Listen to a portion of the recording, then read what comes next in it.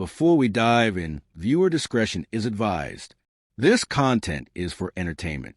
What happens when one of television's most formidable titans finds himself ensnared in the most hostile interview of his life? It is a moment of pure, uncut television chaos that no one, least of all a master showman like Steve Harvey, could ever see coming. He had entered that studio anticipating a friendly volley of questions, a routine charm offensive. After all, The View had always been a safe harbor. But what was about to unfold was a televised ambush. A confrontation so shocking it would leave the nation stunned and debating for weeks. Before we plunge into the heart of this on-air battle, secure your subscription and drop a comment below. Which talk show host do you believe is the ultimate master of on-screen conflict? Believe me, by the end of this breakdown, your entire view of the polished world of daytime television will be irrevocably altered, because this wasn't just an interview spiraling out of control. It was a masterclass in psychological warfare, ego, and the raw, untamed danger of a live broadcast. It all ignited on a seemingly routine Tuesday morning. Steve Harvey strode onto the View set, brandishing his iconic high-wattage smile, the one millions of Americans equated with humor, wisdom, and that undeniable Steve Harvey swagger. His suit was immaculate, a deep navy armor with a patterned tie that broadcasted confidence without arrogance. As he approached the guest chair, he gave his jacket a practiced casual tug, the gesture of a king completely at home in his court. The studio audience erupted in a wave of thunderous applause, a roar of approval that bounced off the blinding stage lights and the unblinking lenses of the cameras. These were his people, fans who had followed his career for decades, their faces beaming with pure adoration. The atmosphere was electric, a celebration for a man who had perfected the art of connecting with the human heart.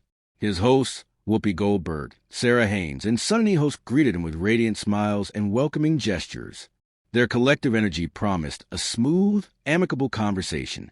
Whoopi, the seasoned captain of this ship, leaned forward with her signature blend of authority and warmth, poised to navigate the interview. But then there was Joy Behar, positioned at the far edge of the table like a predator, lying in wait. Her posture was a fortress body angled away, arms locked across her chest. While others radiated warmth, her expression was a mask of cold, sharp calculation. Steve's internal alarm sounded almost immediately. A career under the spotlight had honed his instincts for hostility. He saw the warning sign, but chose to dismiss it as the typical jitters of live television. Steve Harvey, everyone. Whoopi's legendary voice boomed as the applause surged once more. We are so excited to have you here today. Thank you for having me, Steve countered, flashing that million-dollar grin. It was a very smile that had cemented his legacy in the pantheon of entertainment. Always a pleasure to be with you ladies. Sarah Haynes opened the exchange, her tone bright and engaging. So, Steve, she started, your new book about relationships is a runaway success. What inspired you to write another guide for couples? Steve leaned into the question, resting his elbows on his knees. This was his arena. Relationship advice, a potent cocktail of comedy and wisdom. He was in his element, ready to deliver the charismatic performance his audience craved. You know, Sarah, he began, his voice a smooth rhythm of pure confidence. After decades of hosting Family Feud and connecting with thousands of families, I've learned that communication is the absolute key. He went narrative of his encounters with every kind of couple imaginable.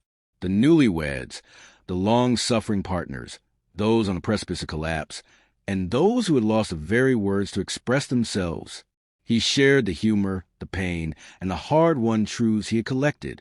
The audience was mesmerized, a sea of nodding heads and captivated faces. But as Steve held court, the camera's cold eye drifted to Joy. She wasn't nodding. She wasn't smiling. She offered no pretense of engagement. She simply watched him. Her gaze narrowed to a razor's edge. Her expression was a slow burn, a simmering intensity that foreshadowed an attack Steve Harvey was not prepared to face. What happened next would shatter the studio's cheerful facade. The laughter would cease, the tension would ignite, and one of entertainment's most unshakable men would be thrown into a battle that nobody saw coming. When couples stop really listening to each other, that's when the real problems begin. Steve declared, his tone resonating with the warm, steady confidence of a seasoned veteran. The audience murmured its assent. It was pure classic Steve Harvey, wise, poised, and effortlessly commanding. "That's beautiful," Sonny chimed in, offering him a supportive smile. "And the reviews for your book have been incredible," Sarah added with enthusiasm. But Behar. Joy was shifting in her seat, a coiled serpent ready to strike. While the table remained relaxed, her expression was stone. Her jaw was rigid. Her eyes were sharp. Her body leaned forward, calculating the kill. And Steve, a man who could read a room in a heartbeat, felt the temperature drop. "Joy, you look like you have something to say," he teased, attempting to diffuse the building pressure with a light-hearted chuckle. He was trying to keep the energy breezy, but it was too late. Joy's eyes narrowed a fraction, a subtle but lethal shift. "Well, Steve," she began, her words slow and deliberate, "I've been reading your book, and I have to ask, don't you think it's a little hypocritical for someone who's been married 3 times to be giving relationship advice?" The air in the studio turned to ice. The background chatter died. The laughter evaporated, and the temperature seemed to drop 10 degrees as every person at the table froze in place. Sonny's eyebrows shot up in disbelief. Sarah's smile collapsed into a mask of shock. Even Whoopi's eyes widened the unmistakable look of a host who knew they had just crossed into hostile territory. For a split second, Steve's $1,000,000 smile faltered. A crack in the armor, just long enough for the entire world to witness the sting before he recovered. "Joy," he said, his voice a pillar of calm. "I think my experiences, both good and challenging, actually give me more insight into what works and what doesn't." He pressed his hands together on the table as if to anchor himself against the coming storm. Every relationship teaches us something, but Joy was not there for a lesson. She was there for a fight. "But Steve," she pressed, leaning in, "you've publicly talked about your first 2 marriages ending in divorce. How can you sit here and tell other people how to make their marriages work when you couldn't make yours work?" Whoopi moved in fast, trying to de-escalate. "Joy, I think what Steve is saying is that no." "Whoopi," Joy snapped, throwing up a hand to silence her. "Let him answer." A collective gasp echoed to the stunned audience. Off camera, the producers were paralyzed. "I think our viewers deserve to know," Joy continued, her voice sharp with accusation, "why they should take relationship advice from someone with such a track record." Steve inhaled a long, slow breath through his nose. His jaw tightened, not in anger, but with the immense effort of a man containing a hurricane. Even under this brutal personal assault, Steve Harvey was a professional.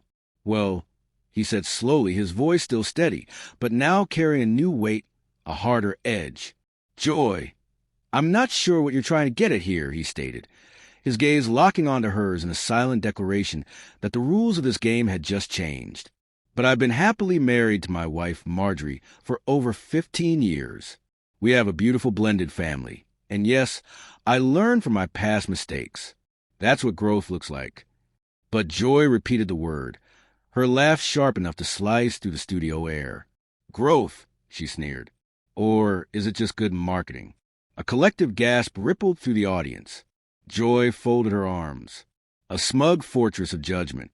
"I mean, how convenient," she pressed, "that your personal struggles become best-selling books." A wave of uneasy murmurs swept the room as Sarah, utterly mortified, raised a hand to her mouth. Sonny looked ready to leap across the table to rescue Steve from the ambush. Even the unflappable Whoopi was shifting uncomfortably, her expression a clear signal that this was spiraling out of control on live television. But Joy was nowhere near finished. "And another thing, Steve," she said, her voice dropping to an icy chill. "Those comedy specials from the 90s, she began her words, a calculated strike. Some of that material about women, it's aged poorly, hasn't it? So, how can anyone be sure your advice isn't just the same old, outdated thinking?" Steve placed his coffee mug on the table, but the gesture was anything but gentle. It landed with muffled yet unmistakable thud, a sound the microphones greedily amplified. His patience, a thread stretched to its limit, was beginning to fray. "Joy," he said, turning to face her fully, his body language a wall of defiance.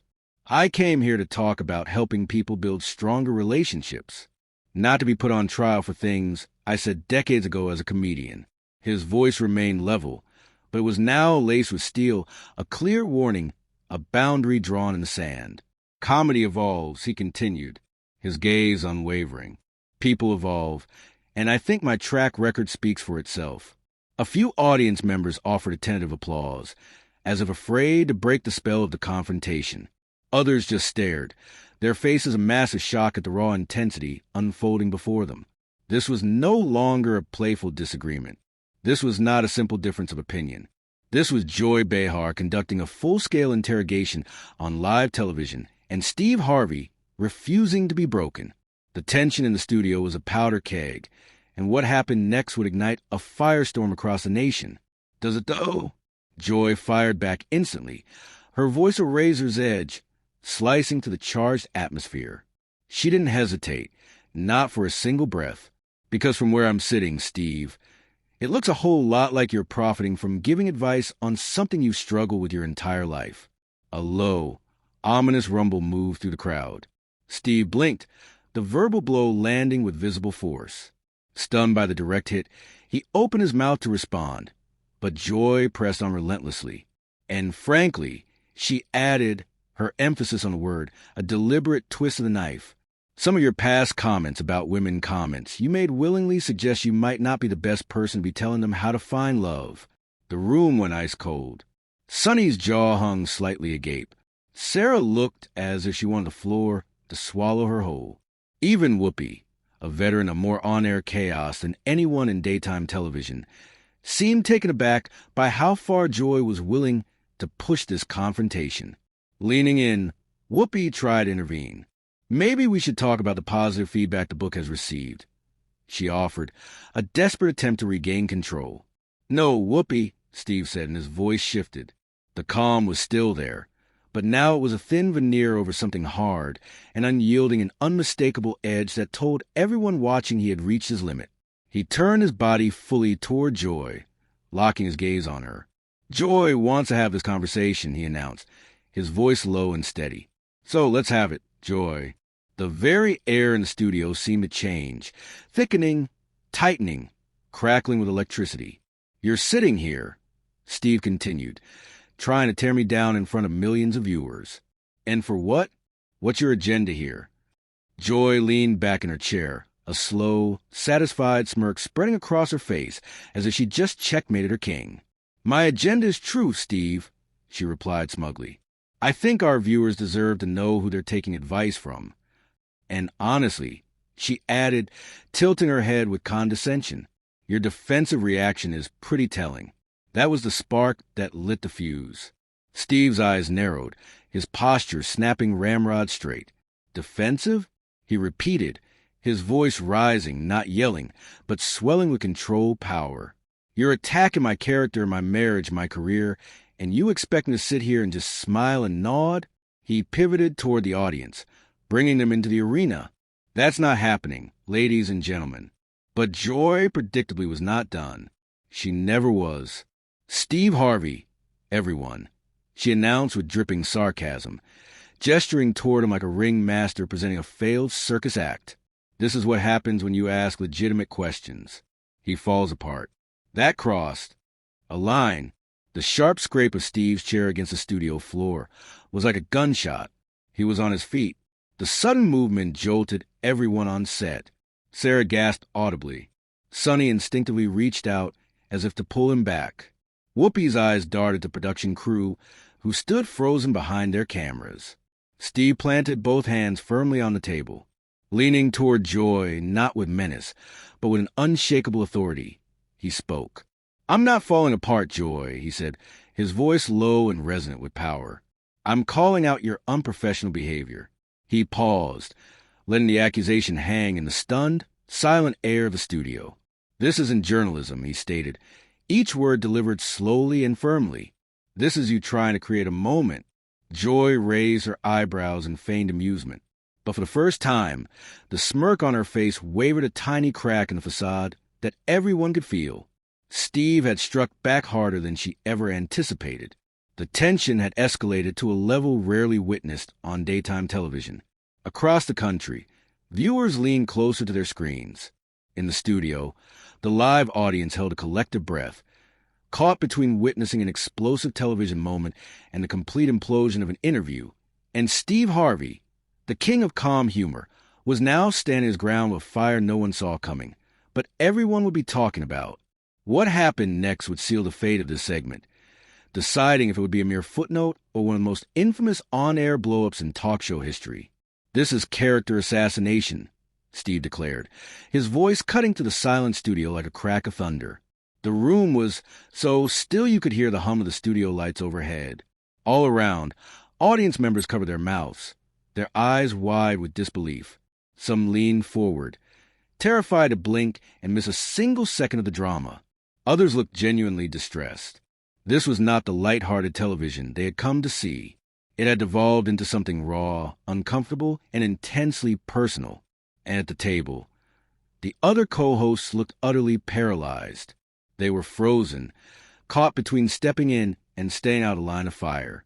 Sonny shot a nervous glance at Whoopi. Sarah clutched her note cards so tightly her knuckles turned white. No one knew the right move. "Sit down, Steve," Joy commanded sharply. Her voice sliced through the tension, an attempt to reassert dominance. "You're embarrassing yourself." "I'm embarrassing myself," Steve repeated, a short, bitter laugh escaping his lips, a sound laced with more hurt than humor. "Joy, you spent the last 10 minutes trying to humiliate me on national television, and you think I'm the one who's embarrassed." He gestured to the audience, then locked his eyes back on her. "You know what's embarrassing? A grown woman who thinks bullying is good television."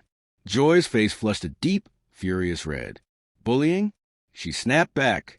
"I'm asking legitimate questions. Questions any responsible journalist would ask. If you can't handle that, maybe you shouldn't be on talk shows." "Legitimate questions," Steve echoed, his voice rising in disbelief. "Joy, you started this interview with an attack. You didn't ask about my book. You didn't ask about my family. You didn't ask about my work, my philanthropy, nothing. You went straight for the throat the moment I sat on this stage." He shook his head, disbelief etched on his face. "That's not journalism. That's a hit job." "Oh, please," Joy scoffed, rolling her eyes with theatrical disdain. "You're being dramatic. This is how interviews work in the real world, Steve. We don't just throw you softball questions so you can promote your book." Steve's composure finally began to fracture. He pointed a finger directly at her. "Joy, I've done thousands of interviews in my career. I've graced the stage of every major network, every flagship program. I recognize the chasm between a challenging inquiry and a targeted takedown." He jabbed a finger, an indictment aimed at the table, "and what you're orchestrating falls squarely into the second category." Out of the stunned silence, Whoopi finally summoned her voice, raising her hands as if trying to play the force of nature. "Perhaps we should cut to a commercial." "No." Steve's word was a blade, slicing through her attempt. "Joy ignited this, and we will extinguish it here now." A wave of pure disbelief washed over the studio. No one, not the seasoned host, not the captive audience, was prepared for a guest to seize control of the live broadcast. Joy's arms folded across her chest, a shield of defiance. She leaned back, her expression a mask of pure provocation. "Fine, Steve. Let's see this through." She then surged forward, her eyes locking onto his like a predator. "You want to speak of personal assaults? Let's talk about you." Her finger jabbed the air, a weapon aimed directly at him. "Let's dissect the empire you built on the backs of female caricatures, on laughter aimed at them, on reducing them to simplistic punchlines, and now you dare to reinvent yourself as some sage of relationships." A harsh, derisive scoff escaped her lips. The audacity is breathtaking. At his sides, Steve's hands clenched into tight fists, not in threat, but in a desperate bid to contain the storm of anger, hurt, and sheer bewilderment raging within him. "Joy," he began, his voice low, a strained appeal for sanity. "You clearly harbor some deep-seated grievance against me, because this degree of animosity. This is not standard procedure." His hands opened, a gesture of raw confusion. Did I slight you in some forgotten moment? Did a careless word of some industry gallow wound you because this feels intensely personal? Don't flatter yourself, she retorted, the words snapping like ice. This has nothing to do with you personally. This is a matter of public reckoning. Accountability, Steve echoed, the word tasting like ash in his mouth. You cannot simply erase your history. Joy pressed on relentless and demand we all suffer from amnesia. My past. Steve's voice fractured, not from weakness, but from the staggering shock of her cruelty. He took a half step back, drawing a breath that seemed to pull all the oxygen from the room. Joy. My past is sleeping in a car because I had no home. It's working every menial job imaginable just to eat. My past is clawing my way up from absolute zero to create an enterprise that supports hundreds of families. With each word, his voice swelled fortified. By truth, my past is pouring millions into charitable causes, guiding the next generation of comics, lifting up children who were dealt an impossible hand. He gestured to the silent crowd. But you want to crucify me for punchlines I delivered 30 years ago. Joy dismisses life's work with a flick of her wrist, as if shooing an insect. Oh! Spare us a melodrama. A collective gasp rippled through the audience, a sound of shared shock. Steve, countless people have conquered hardship, she continued, her voice dripping with condescension without building a career on demeaning women. A heavy silence descended upon the set. Into that void, Sarah finally spoke. Her voice was a fragile, trembling thread of sanity. Joy, I believe we might be crossing a line, but it was too late. The boundary had been shattered. The confrontation had just cemented its place as one of the most volatile exchanges ever witnessed on daytime television history, and the storm had not yet passed. This is a public dismantling of a man's character, Steve declared, his voice echoing to the tomb's silent studio like a thunderclap. The air grew so thick you could almost feel the hum of the studio lights burning overhead. Audience members shielded their mouths, their eyes wide with shock. Some leaned in, prisoners of the spectacle, terrified to miss a single, devastating second. Others appeared genuinely pained. This was not the breezy, light-hearted morning chat they had come to see. It had spiraled into something visceral, raw, and uncomfortably real. At the host's table, the other women were like statues, paralyzed by the unfolding drama. Their eyes were wide, their bodies frozen, caught between the instinct to intervene and the fear of stepping into the crossfire. Sonny shot a panicked glance at Whoopi. Sarah's knuckles turned white as she gripped her note cards. The rules of engagement had vanished. Sit down, Steve, Joy commanded, her voice a whip cracking through the tension. You are making a spectacle of yourself. I'm making a spectacle. He shot back, a bitter, hollow laugh escaping his lips, containing far more pain than humor. Joy, you have dedicated the last 10 minutes to attempting my public humiliation, and you have the audacity to claim I'm the one causing a scene. His arm swept toward the stunned audience, then snapped back to point at her. Do you want to know what's truly a spectacle? A grown woman who mistakes cruelty for compelling television. Joy's face ignited in a furious shade of crimson. Cruelty, she seethed. I am posing legitimate questions. Questions any credible journalist would be obligated to ask. If you are incapable of handling them, perhaps you should avoid the talk show circuit entirely. Legitimate questions. Steve's voice rose, a crescendo of disbelief. Joy, you opened this segment with a full frontal assault. You didn't inquire about my new book. You didn't inquire about my children. You didn't inquire about my charitable work. Nothing. You came for the jugular the second my shoes touched this stage. He shook his head, the bewilderment carved into his expression. That isn't journalism. That's a premeditated takedown. Oh, please, Joy scoffed, her eyes rolling with theatrical disdain. You're being overly dramatic. This is the reality of interviews in the big leagues, Steve. We don't just serve up easy pitches so you can hawk your latest project. Steve's finger was now leveled at her, his formidable composure finally beginning to crack. Joy, I have sat through thousands of interviews in my career. I've been on every major network, every major show. I know the difference between tough questions and personal attacks. He jabbed a finger toward the table. and what you're doing is the latter. Finally, Whoopi found her voice, raising her hand slightly as though trying to calm a storm. Maybe we should take a commercial break. No, Steve cut in sharply. Joy started this, and we're going to finish it right here, right now. A ripple of astonishment moved through the studio. No one, not the host, not the audience, was prepared for Steve Harvey to refuse a commercial break. Joy crossed her arms and leaned back in her chair, her expression almost taunting. Fine, Steve. Let's finish this. She leaned forward again, locking eyes with him. You want to talk about personal attacks? Let's talk about you, she pointed accusingly. Let's talk about how you've made a career out of stereotyping women, laughing at them, simplifying them, and now you're trying to rebrand yourself as some kind of relationship guru. She scoffed loudly. The hypocrisy is stunning. Steve's hands curled into fists at his sides. Not raised, not threatening, but tight with emotion. Anger, hurt, disbelief, joy, he said slowly, almost pleading for reason. You clearly have some personal issue with me because this level of hostility. This isn't normal. He spread his hands in a gesture of confusion. Did I offend you somehow? Did I hurt your feelings at some industry event? Because this feels personal. Joy shot back instantly. Don't flatter yourself.